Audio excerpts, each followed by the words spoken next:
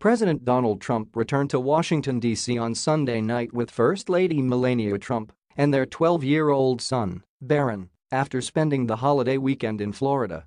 The young Trump appeared to be preoccupied with his cell phone as he was chauffeured by the Secret Service to the airport in West Palm Beach. Young Barron also appears to have undergone a tremendous growth spurt.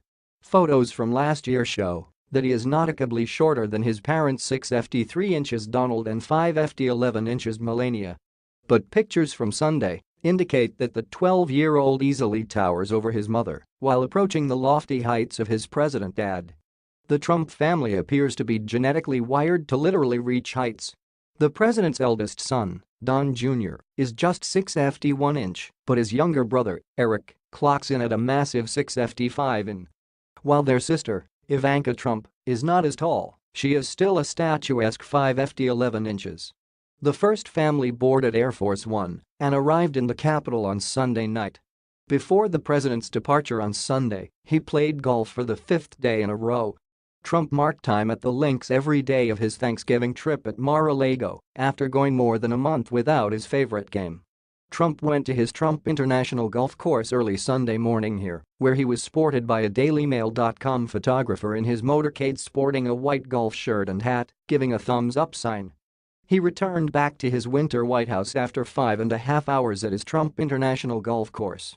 The president had gone without his weekend golf games for the past month, instead spending his time on the campaign trail for the midterm election. The Trumps returned to the White House as news broke of chaos on the U.S.-Mexico border on Sunday. U.S. Border Patrol agents fired tear gas at a large group of migrants that reportedly tried to storm the fence and enter the country illegally. The U.S. closed its busiest border crossing with Mexico on Sunday after Mexican police broke up a protest of Central American migrants massed in Tijuana, scattering some demonstrators toward the border where U.S.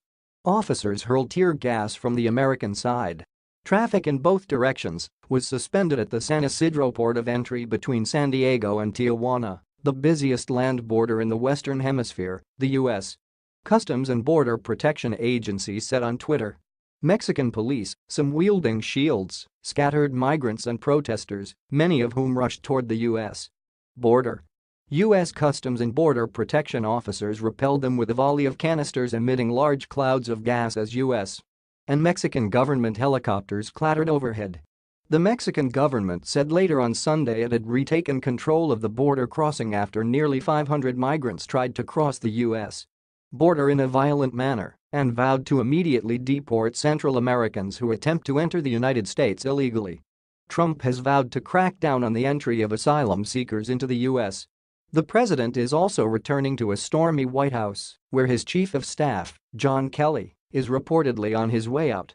Trump's former campaign manager, Corey Lewandowski, has been dogged by rumors that, earlier this year, he and Kelly got into a physical altercation so intense that Secret Service agents had to break it up. "Would you bet on yourself against John Kelly if it ever got that physical?" a photographer asked Lewandowski. "I always bet on me," Lewandowski replied with a grin before getting into his car. The New York Times reported that Lewandowski and Kelly got into the heated argument at the White House in February. When asked about the incident on Fox News Sunday, Lewandowski said, "John and I had a very candid discussion." According to the Times article, Lewandowski criticized how Kelly had handled accusations of domestic violence against a former staff. In response, Kelly allegedly shoved Lewandowski into a wall. The retired Marine Corps general then grabbed Mr. Lewandowski by the collar and tried to have him ejected from the West Wing, according to the Times. Lewandowski disputed that the Secret Service had to break up the altercation. Lewandowski is co-author, along with Dave Bossie, of a new book, In Trump's Enemies: How the Deep State is Undermining the Presidency. The book details a list of enemies from Russian dossier author Christopher Steele to FBI cutthroat Peter Strzok to ambitious Senator Cory Booker to former President Barack Obama.